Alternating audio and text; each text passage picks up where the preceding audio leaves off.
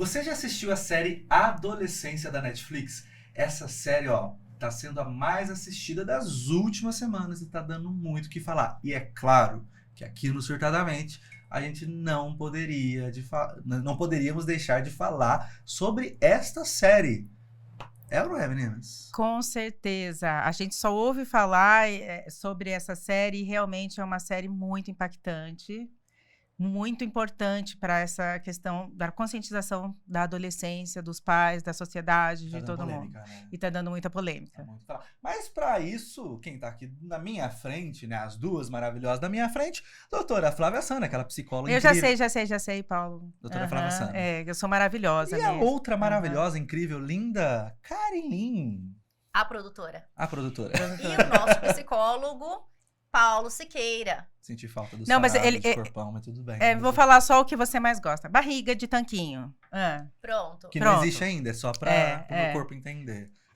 Autoestima colocada, isso posto. Uhum. Vamos falar da série que está sendo uma super polêmica. Alguns odiaram, outros amaram. Pode E ter vocês? spoiler, tá, gente? Pode ter spoiler, mas assim... Atenção. Spoiler. Pode ter Eu spoiler. amei a série, eu acho que ela tem uma pegada, assim, um pouco mais, não vou falar lenta, mas eu acho que eu gostei muito dela, assim, os diálogos, eu acho que ela é bem profunda. Gostei muito da série e ela realmente gera, até em nós que somos profissionais, aquela discussão, o que pode ser, o que não pode ser, até pelo fato de ser um adolescente e a gente não poder diagnosticar, né, Flávia? Assim, Sim, eu acho que foi uma série genial no sentido assim de que são problemas que a gente percebe, coisas que a gente percebe que tá sendo, por exemplo, a questão da escola, da sociedade, dos pais, todo mundo falhando, porém não de uma maneira evidenciada como foi lá. Sabe aquelas coisas de genial que a gente fala, era óbvio, mas uma pessoa foi lá e conseguiu mostrar, sabe? Então, assim, eu achei nesse sentido muito oportuna essa série. A série, você quer falar alguma coisa da série? Enfim, do enredo? Você é muito boa pra falar dos enredos, do que acontece, assim. Bom, falar que eu gostei, foi uma série legal, leve, não gostei, achei uma série pesada. Ela é muito robusta, né? Ela é muito intensa. E eu, como leiga no assunto, não sou especialista na área de saúde, uma saúde mental, nem em saúde, mas eu assisti enquanto mãe de adolescente, assisti com aquele olhar de muita preocupação. Por que todo mundo tá comentando tanto? E me tocou bastante que ela é baseada em fatos reais. O autor, de fato, ele se inspirou a fazer esse documentário, essa série, depois de ler no jornal que um adolescente havia matado uma menina e aquele termo incel, que hoje a gente vai falar bastante, estava ali dentro desse artigo e uma semana depois ele assistiu na televisão achando que era o mesmo fato e não, eram outros 2 adolescentes envolvidos nesse mesmo, né, nesse martírio, né? Então, ele fez isso baseado em história real e eu achei isso muito interessante. É o pai, né? O ator pai. Não sei, eu não tenho essa informação. Tá. Mas a história, ela não é real, né? Ela é baseada em fatos reais. Né? E o autor é aquilo, né? O escritor dessa história, dessa série, ele justamente se tocou que nós, pais, estamos negligenciando a conversa real, profunda com os adolescentes, pelo simples fato que nós não entendemos a realidade deles, não entendemos as simbologias, muito menos a linguagem, e por isso, tudo bem, não entendo a linguagem dele, ele tá vivendo a adolescência dele, deixa ele lá, ele tá no quarto, pelo menos ele não tá na rua, e aí é que começa o perigo. Os próprios emojis, né, que é muito falado na série e que a gente sabe que tem um linguajar. Vamos começar do primeiro episódio comentando assim? Vamos, da percepção? Acho que eu não lembro, engraçado que eu não gravei o temporal, assim, mas eu lembro da série, mas eu não lembro. São 4 episódios e eu achei que cada episódio tentou passar uma noção, uma informação sobre falhas do global, entendeu?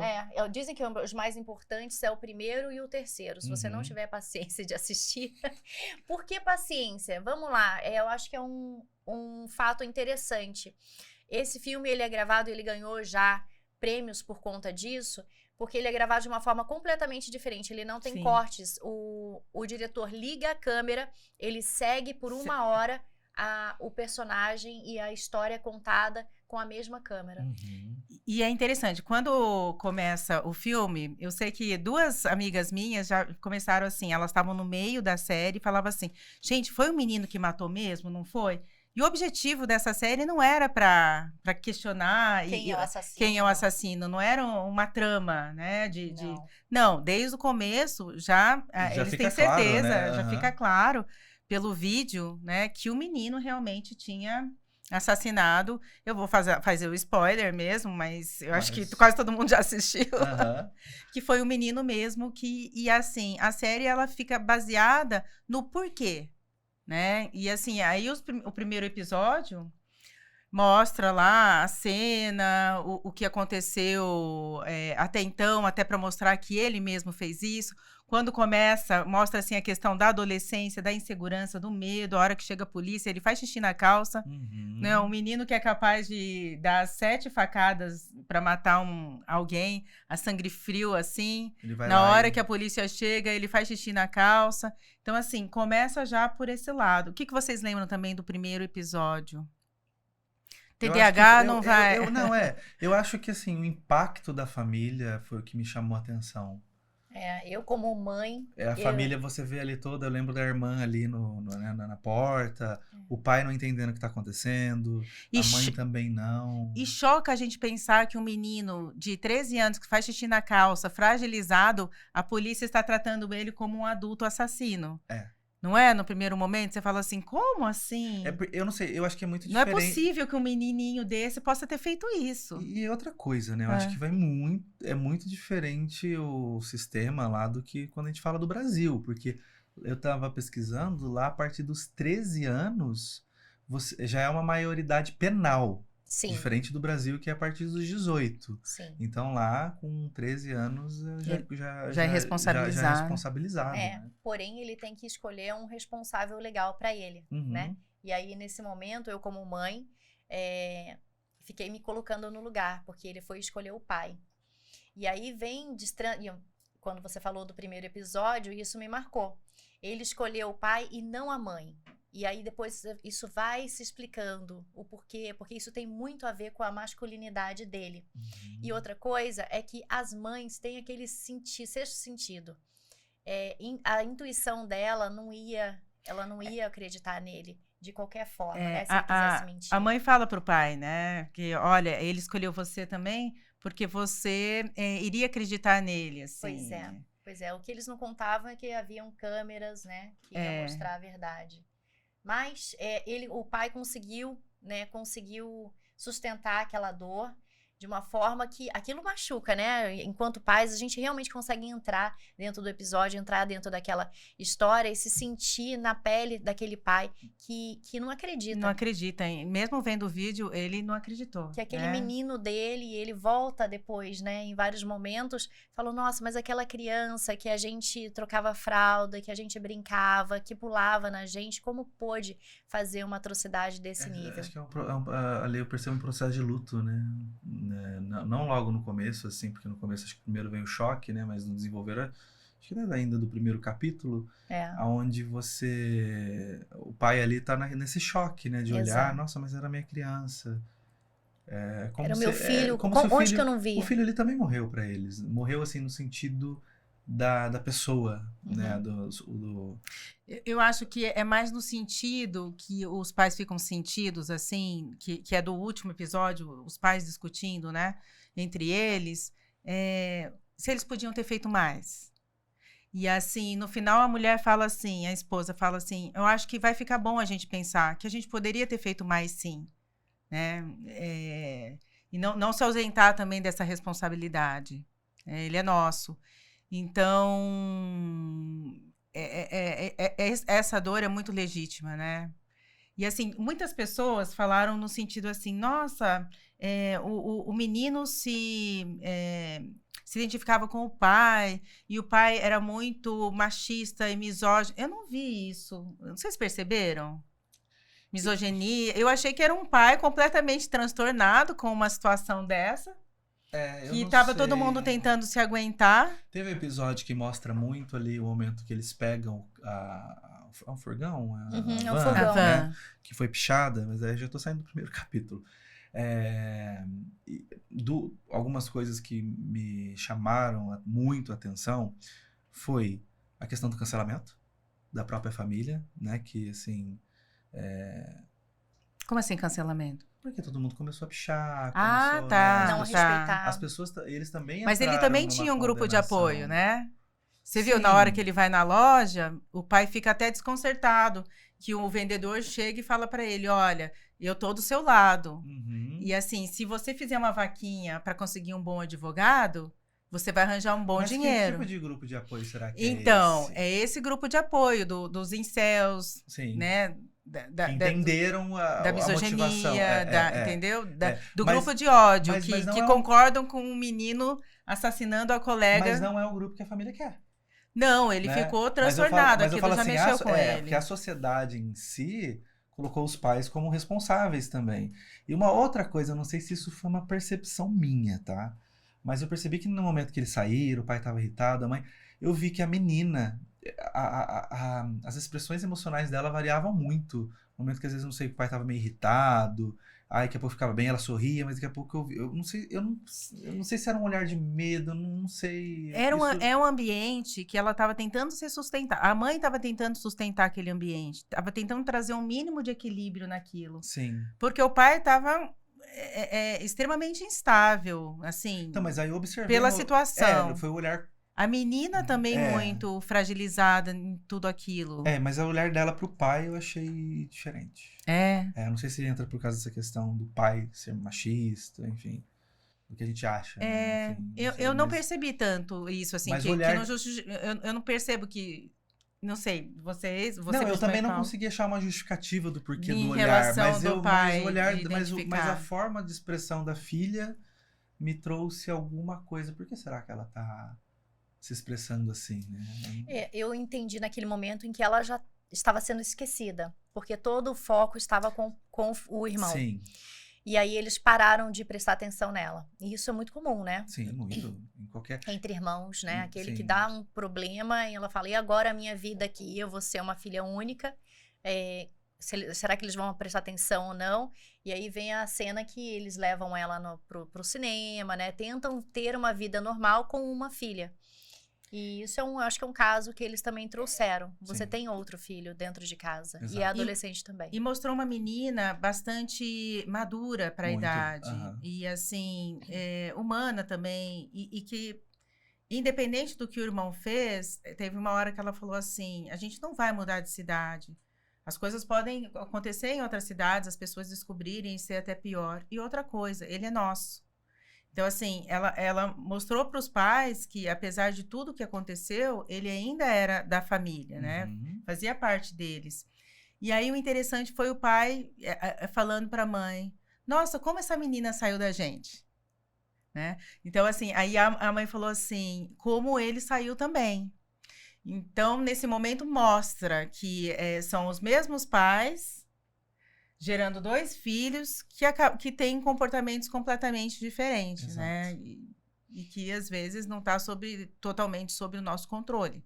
E trazendo aqui esses termos, essas terminologias que eles utilizam, que não são novas, tá? Já são antigas, como incel e a red pill. O que é incel, Flávia? Incel, o termo celibatários involuntários. O que quer dizer? Que são pessoas que não têm sucesso, realização em relacionamentos amorosos por conta da mulher. E isso gera um ódio contra o sexo feminino.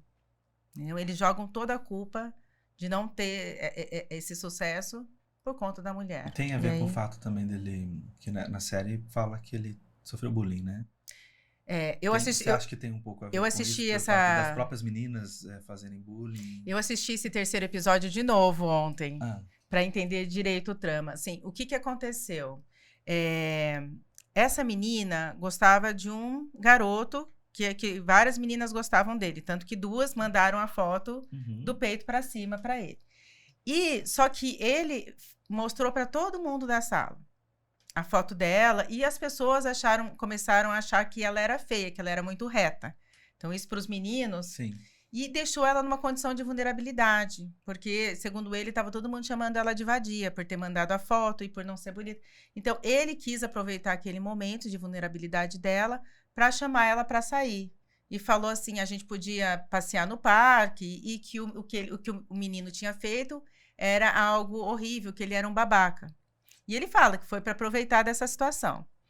Só que ela, ao invés de cair nessa manipulação, ela fala assim, eu não estou tão desesperada assim.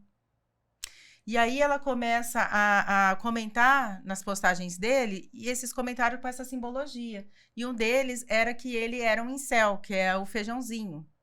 E parece que muitas pessoas curtiram o comentário dela. Isso. E para ele isso foi uma humilhação muito grande.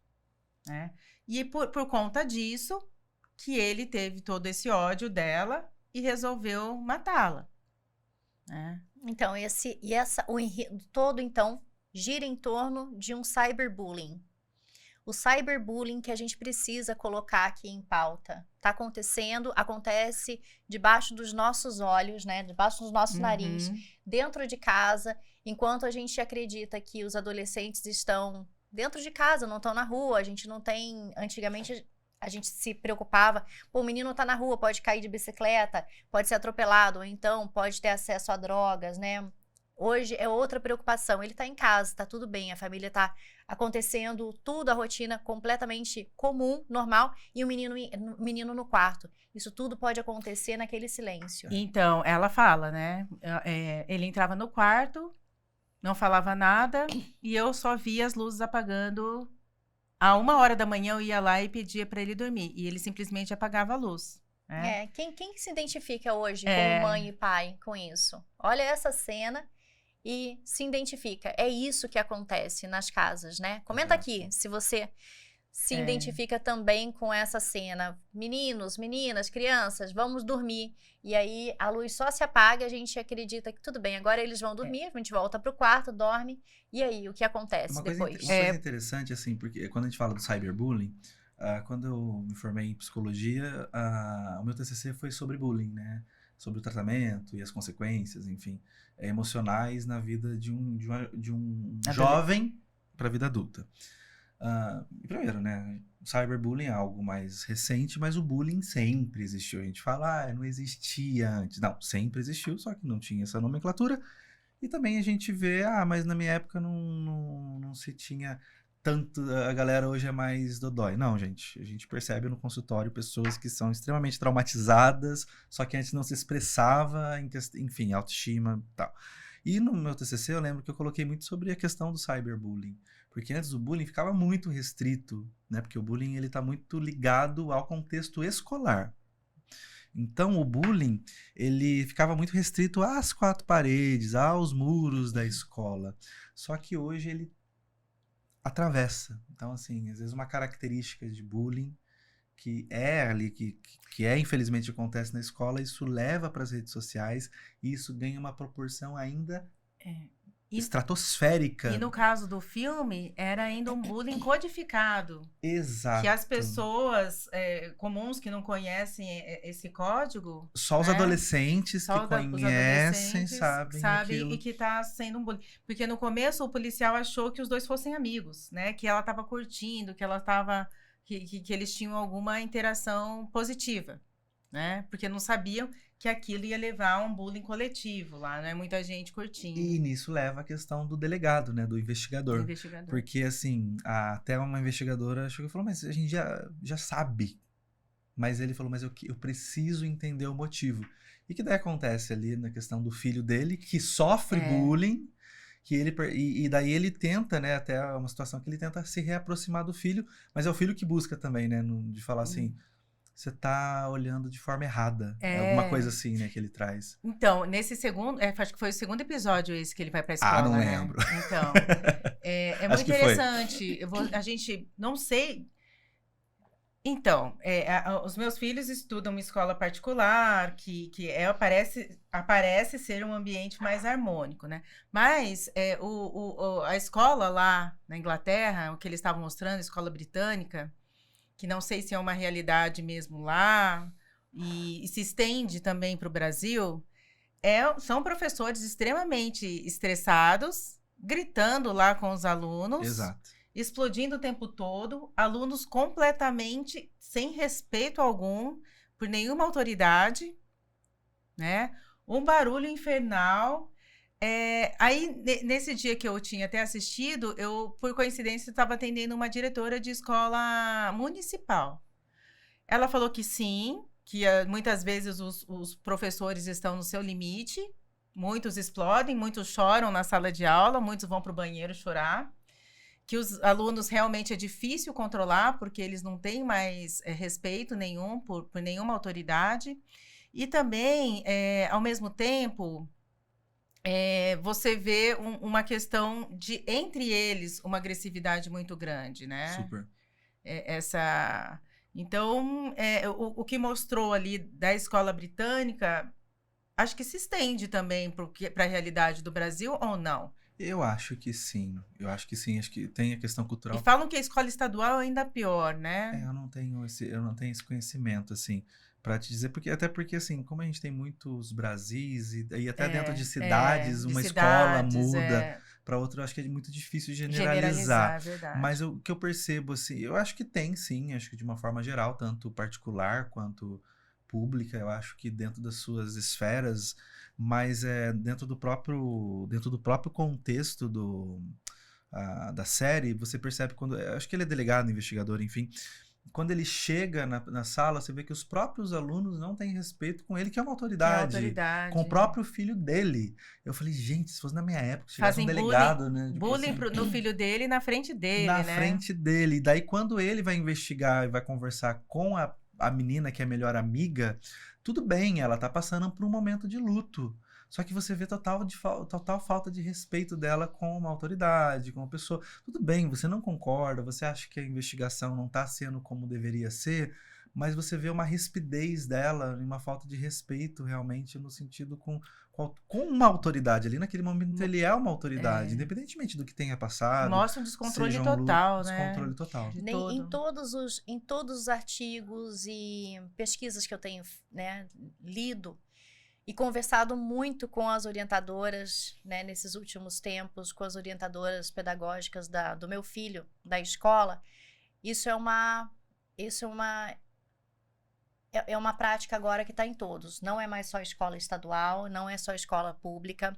A geração que está agora, né, essa nova geração, ela não tem o sentido da autoridade. Ela não tem noção da diferença social entre pessoas, né, mais velhas, com postos mais importantes. Uma hierarquia de alguma Hierarquia, essa é a palavra. Eles não têm mais hierarquia no conceito geral. Então, em casa, eles já respondem do jeito que respondem, e a gente tende a deixar para lá, porque já passamos por essa fase e já fomos revoltados. Fase da adolescência. Porém, não é isso. A gente está deixando até demais. Se a gente lembrar bem, na época que a gente respondia, ou voava uma havaiana em você, né? Ou vinha alguém dar um tapa, ou pelo menos vinha alguém, olha, agora se retrate, volte ali e peça desculpas para sua mãe, ou peça desculpas para o seu pai. Perdão.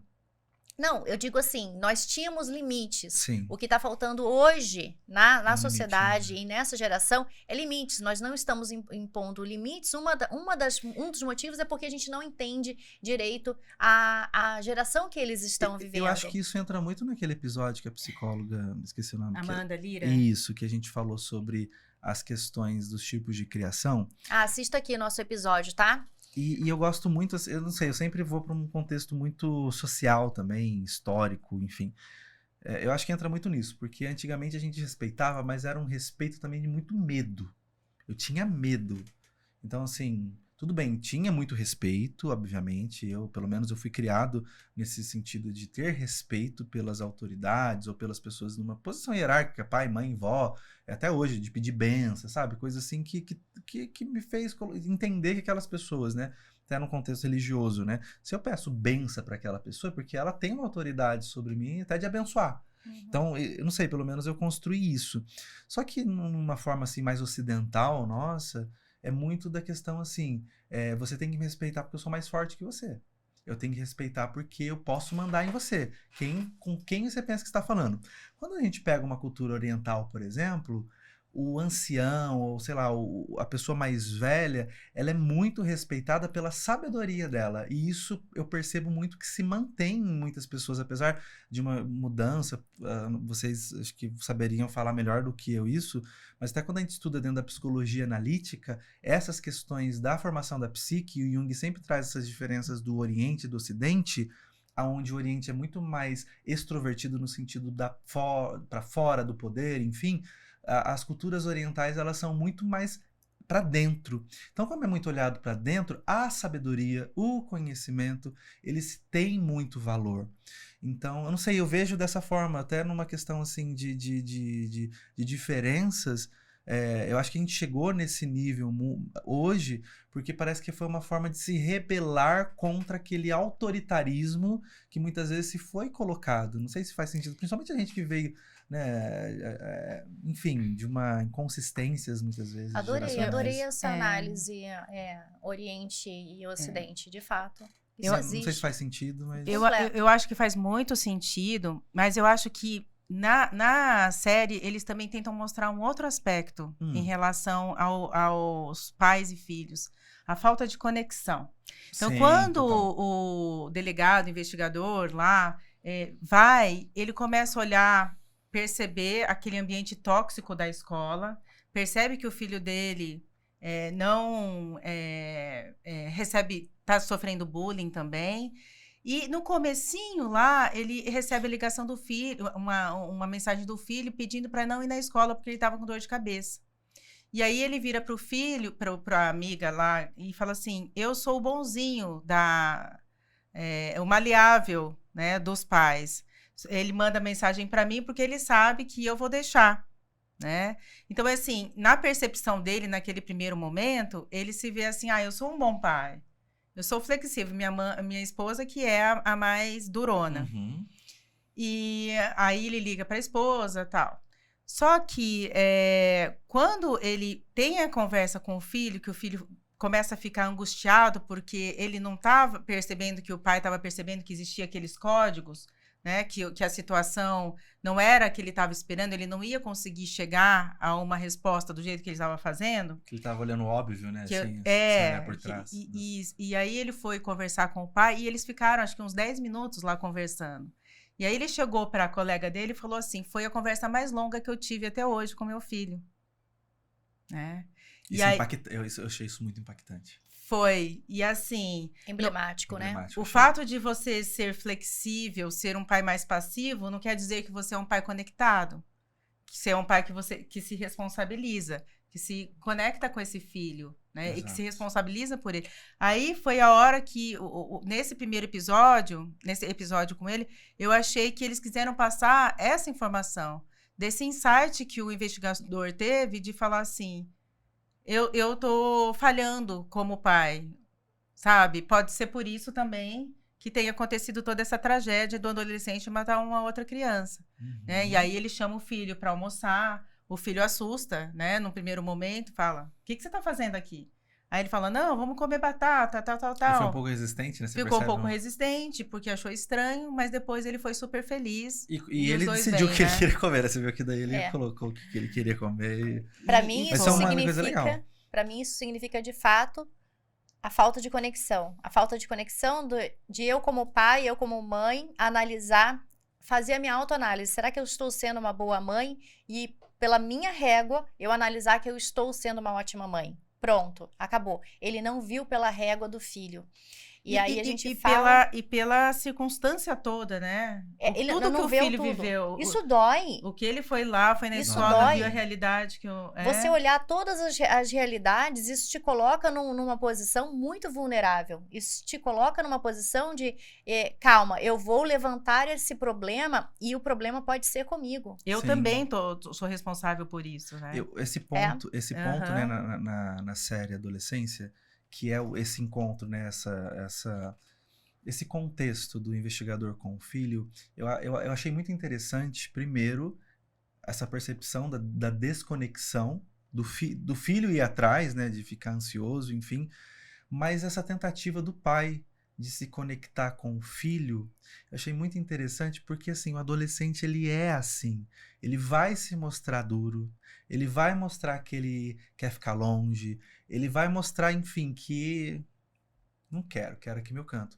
Mas quando o pai, ele entra no mundo do adolescente, porque tem que entrar no mundo do adolescente, não adianta você querer entrar na vida do adolescente pelo teu viés e pelo teu mundo, ele consegue conquistar. Ele consegue entrar, achar uma abertura. E existe essa abertura. O adolescente, ele tem essa abertura para esse mundo e gera conexão.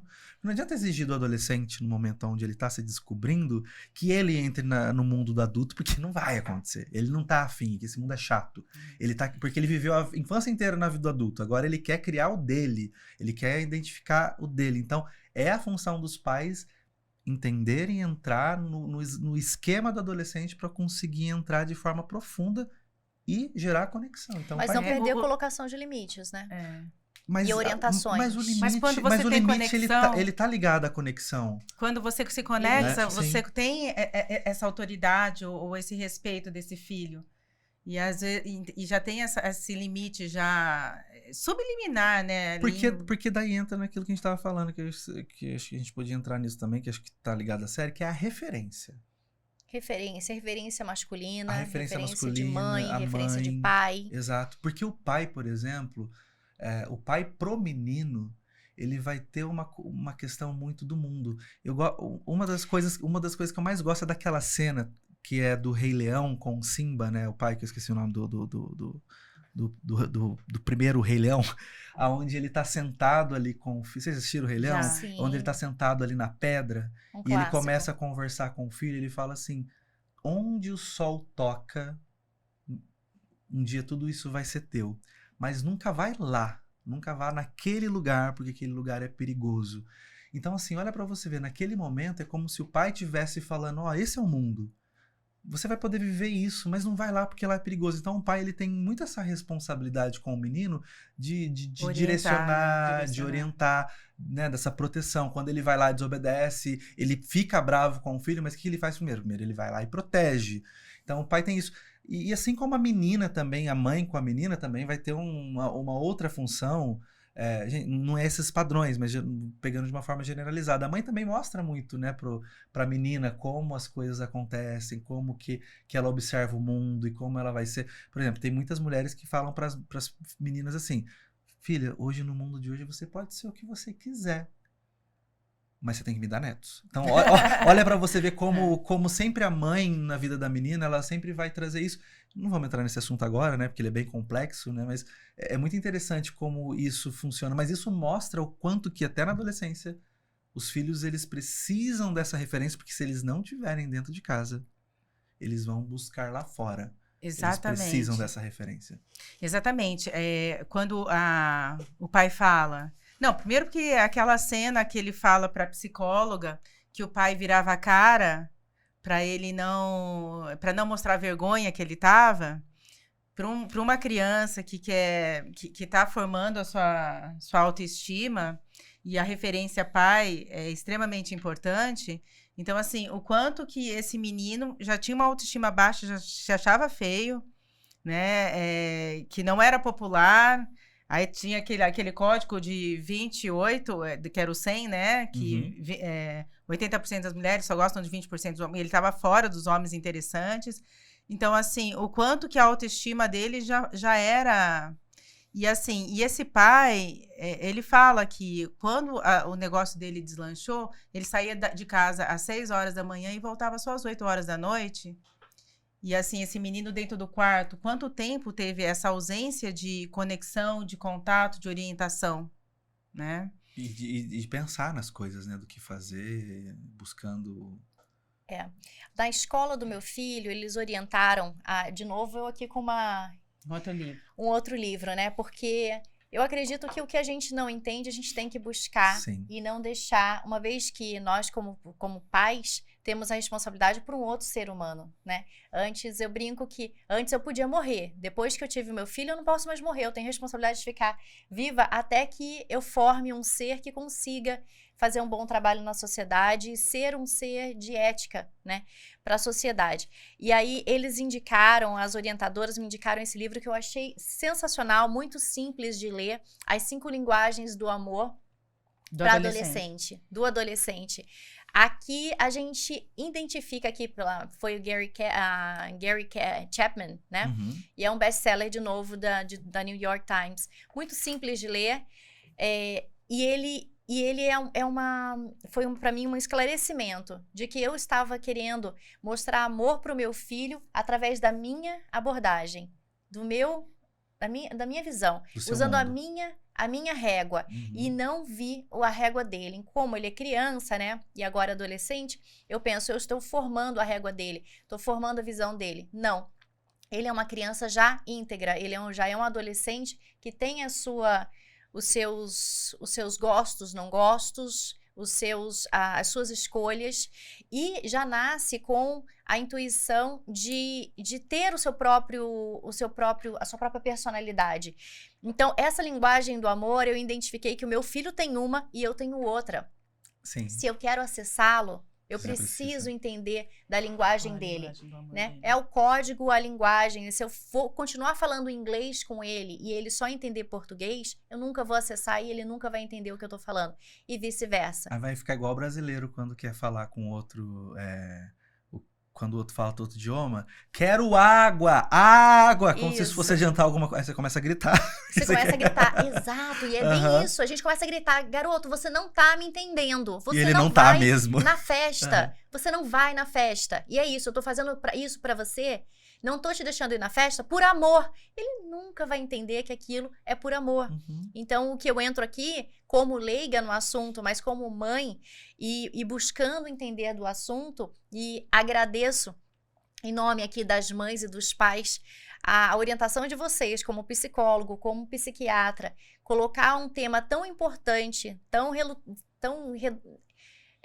relevante pra gente enquanto pais, porque a gente busca orientações. Ninguém nos ensinou como ser mães e pais. E essa é uma das atividades mais nobres que a gente tem aqui na Terra, né? Formar outro ser íntegro, com ética, né? Com propriedade de ser um ente, né? Que o filhinho não vem com manual, né? Essa série, por exemplo, no mínimo de questões que podem trazer questionamentos e benefícios, no mínimo a gente parar para pensar, gente, eu tô conectado ou não com meu filho? Sabe? Porque, assim, muitas pessoas estão vivendo de uma maneira, trabalhando, e, assim, não perceberam que já perderam a conexão com esse adolescente, né? É a reflexão de hoje, hein? É a reflexão. Vamos convidar aí você em casa, reflita sobre... A forma como vai se conectar é um outro ponto, né? Mas, assim, só de você perceber que, nossa, realmente, será que meu filho tem... O que ele pensa sobre isso? O que ele pensa sobre menina? O que ele pensa sobre mulher? O que ele pensa sobre ele? Como que tá a autoestima dele? Às vezes a gente não tem nem a noção do que tem acontecido. Ele tá sozinho, tá sofrendo bullying, ele tem amigos, né? São tantas as coisas que às vezes a gente nem tá percebendo, só tá deixando ele no quarto, né? No silêncio, o silêncio oportuno. dele é só da adolescência mesmo, ou será que tem algo... E, Karen, não é muito oportuno também, às vezes, pra gente, que é mãe, às vezes saber que o filho tá lá no quarto, quietinho, não precisa levar e nem buscar, não precisa ver se ele bebeu ou não bebeu. E vem de novo, se bebeu ou não bebeu. Essa questão... Vem de novo essa questão de que a gente não está prestando atenção, mas porque nós também somos mulheres, mães de uma nova fase da sociedade. Nós somos mães trabalhadoras. Exato. Mães que saem também de manhã, voltam mais tarde. Os pais também estão fazendo isso. Então, aonde está a conexão? Em qual momento a gente faz conexão? Não é pela quantidade. Sempre acreditei nisso. Não é pela quantidade. Não é estar o dia inteiro junto com a sua cria. Mas enquanto está ali, ter qualidade. Qualidade na conversa. É um jantar sem telefone, sem televisão. Aquele 1 hora de refeição junto com a família. olho no olho, entendendo se o seu filho está bem ou não, ou se ele está só jogando conversa fora, mas no íntimo dele tem algum problema. A gente precisa ligar a nossa intuição. Sabe qual que é o segredo para qualquer relacionamento? A gente fica preocupado nas quantidades, né? Hoje, por exemplo, as mães trabalham, as mães não têm tempo, as mães precisam dar conta de tudo. Aí tem, por exemplo, a idealização da maternidade, eu tenho que ser super heroína, tudo. Aí vem a culpa. Parece que eu tô largando meu filho. Mas isso para qualquer relacionamento. Microafeições. Uhum. Uma mensagem durante o dia, perguntando como que tá, falando que tá preocupado, dentro da sua própria linguagem, mas também dentro da linguagem do outro. Isso faz diferença, porque às vezes a gente tá preocupado, porque a minha mãe ficava o dia inteiro em casa, porque a minha mãe tinha tempo para isso e para aquilo. Só que hoje é outra realidade. Hoje a história mudou. Então, a quantidade, quantas mães às vezes que ficavam dentro de casa, mas às vezes por vários motivos, também traumatizaram seus filhos, porque todo mundo, as relações são assim. Mas quando eu tenho qualidade, quando eu dou gotinhas de amor por dia, né, gotinhas de afeições por dia, isso vai fazer a diferença, porque quando eu olho, por exemplo, para a minha história, o que eu lembro com a minha mãe, o que eu lembro com meu pai, foram os momentos mais simples. Foram os momentos mais gostosos e não foram aqueles momentos, não é o tempo que me traz a memória, mas o que me traz a memória foram pequenos gestos que fazem a diferença. Então, quando eu trago isso para o meu dia a dia, para as minhas relações, isso vai fortalecer cada vez mais. O seu filho, ele vai lembrar que você, por exemplo, era uma mãe que trabalhava, era uma mãe que dava conta de tudo, e mesmo assim chegava e perguntava como que foi seu dia, você, né, você deu um abraço, você falou que estava com saudade, o quanto era importante. Essa questão de prestar atenção na criança. Porque eu já ouvi também comentários de que, nossa, a gente precisa controlar o que eles estão vendo. A gente não tem esse controle. É muito difícil. Sim, impossível, quase. É quase impossível. Como que você vai ficar o dia inteiro vendo ou bloqueando tudo, né, do adolescente? A gente precisa prestar atenção nas crianças, em como eles estão, como que está a saúde mental, como estão as emoções deles, né? E essa questão dessa conexão com o adolescente, talvez seja algo muito mais profundo na questão da qualidade. Concordo. Porque tem mães que trabalham, que estão fora, mas que têm muito mais qualidade de contato mesmo, conhece aquele filho, presta muita atenção nele, do que aquela que está o dia inteiro tentando controlar o conteúdo que ele está vendo. É qualidade versus quantidade. Eu tive uma situação, vocês são meus amigos, vocês sabem que um dos meus filhos, o mais velho, teve uma época que ele começou a ficar muito diferente, né? Começou a ficar se isolando, comia menos, ficava mais irritado, estava diferente do que eu conheço ele.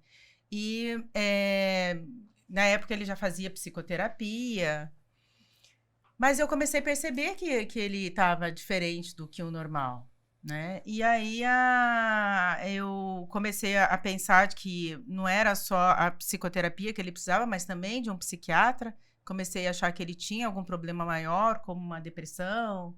Eu também percebia toque. Mas, na época, foi o contrário. Eu ouvi de uma profissional que eu não deveria olhar para o meu filho de uma maneira técnica, que eu tinha que ser mais mãe do que psiquiatra.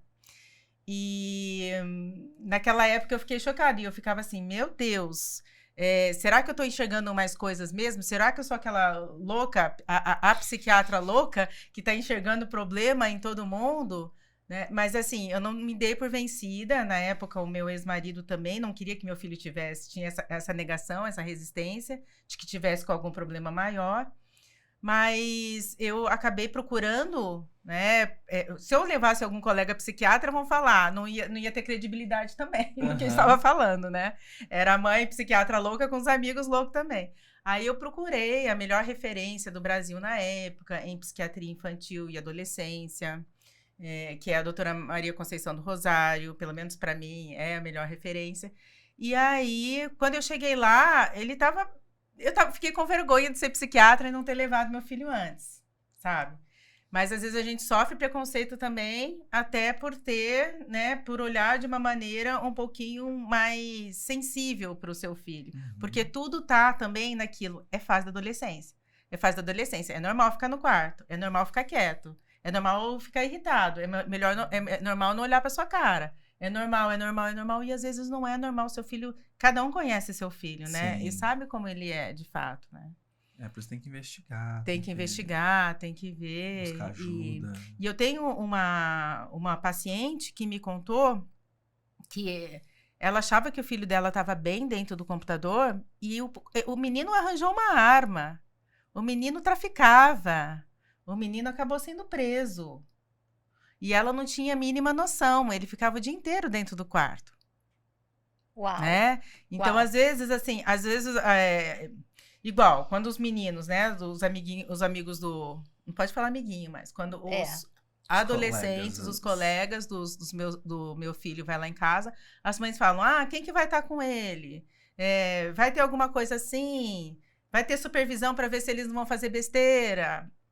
Só que a gente não pergunta isso se a pessoa está no quarto, no computador. Você tem acesso a procurar uma arma, a virar traficante, a tanta coisa. E a gente não tem essa real dimensão do quanto que pode ser, o quanto que está aberto, que aquele adolescente está vulnerável para ir para caminhos, né, ou para doutrinações ao universo, né? Negativas, acho que de é ódio. isso que a série traz de principal. Na adolescência, o silêncio fala muito. Fala. O silêncio, ele é perigoso. Na adolescência, quanto mais silêncio, mais perigo. Por isso a gente sempre tem que olhar, né? Até que ponto o silêncio, ele... Ok, para qualquer pessoa, mas até que ponto que esse silêncio se torna realmente ensurdecedor, né? Absolutamente. Pessoal, olha, super passamos. Aqui. Gente, super passamos. Por isso que vocês Papo estavam olhando pra cara do outro. Távamos olhando assim, tipo, acho que a gente super ultrapassou. Quem não assistiu, assista. Mas eu acho que tem mais coisa que a gente tinha que falar, não tem? Nossa, porque a série é tão... Vamos ter que deixar, vamos ter que gravar gravar umas parte 2. Porque quem não assistiu, assista, é extremamente interessante. A gente, como utilidade pública, vamos colocar aqui alguns dos termos utilizados que são importantes nesse filme e também alguns dos emojis. Nós temos os emojis e o que significa para os adolescentes e para a linguagem de cyber, né?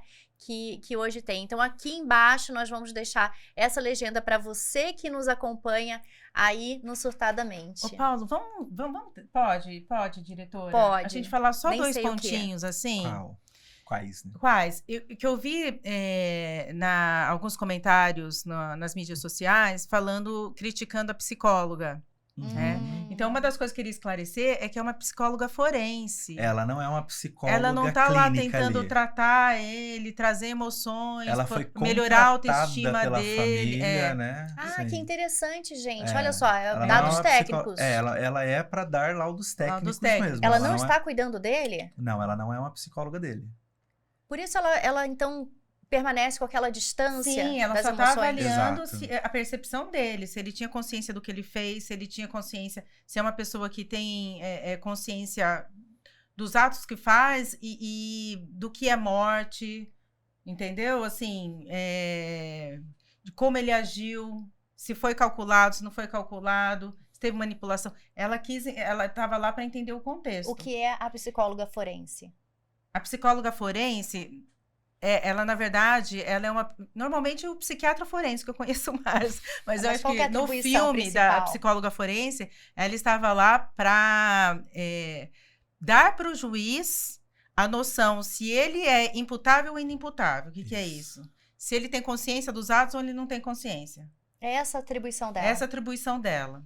Entendeu? E não cuidar do menino. E não cuidar do menino, melhorar a autoestima dele, nada disso. No Brasil isso pode ser tanto, né, o juiz pode, né, tanto nomear alguém para isso, ou a família também, ou a outra parte sempre pode contratar uma outra, de meios particulares para ter um relatório, enfim, mas é tudo muito bem respaldado. é muito científico, é bem complexo. E lá mostrou uma profissional bastante ética, bastante cuidadosa. Né? E humana. Você viu que, viu o conflito dela ali, né? Entre o técnico e o humano, né? Porque até no final, depois ela... Parece que tudo aquilo que ela teve que segurar, ela... Descarregou. Mas assim, ela foi super importante também para... Eu acredito que a forma como ela lidou com ele ajudou muito a ele também se responsabilizar pelo ato. Porque no final, ele confessa. Ele fala que ele estava com uma faca, podia ter tocado nela, feito mais coisas, sei lá, estuprado ou feito mais coisas, mas na verdade ele só matou. Ele não fala a palavra matou, mas ele só fez o que fez, né? E ele acaba confessando, e aí quando o menino percebe que confessou, bate aquele desespero e ela termina a sessão naquele momento. Não, acabou. Era isso que eu precisava saber, né? E ela ter noção de que ele era realmente consciente do que ele tinha tinha feito. E aí, no final, ele fala para os pais que vai assumir, né? Que vai mudar o depoimento e assumir o crime. E aí e aí na hora que aí essa parte dos pais, que ele realmente cai a ficha e eles começam a conversar entre eles tudo que eles poderiam ter feito e o que eles não fizeram, né? Mas assim, só pra gente... eu só queria falar essas últimas coisas que eu acho importante a gente ter comentado. Dados importantes, hein? Sim, muito importante. E é isso, comenta aqui se você assistiu, se você não assistiu. Ainda bem que você já deve ter assistido, porque aqui a gente contou mesmo, fomos em cenas contando a visão de um psicólogo e uma psiquiatra sobre uma das séries mais assistidas da atualidade na Netflix. Então, comenta aqui o que você achou, se você discorda de algumas visões, se você concorda. O seu comentário aqui é muito importante. E nos curta nas redes sociais. Assustadamente está no TikTok e no Instagram e, claro, aqui no YouTube. Meu Instagram é @doutoraflaviasano. E o meu @psipaulo.siqueira. E o meu, karinglin.networking. É um prazer recebê-los aqui novamente para essa sala cheia de conhecimentos e sempre abertos para os surtadinhos desse mundo. Sempre. Muito obrigada pela sua audiência e até quinta-feira. Beijo, gente. Beijo, gente.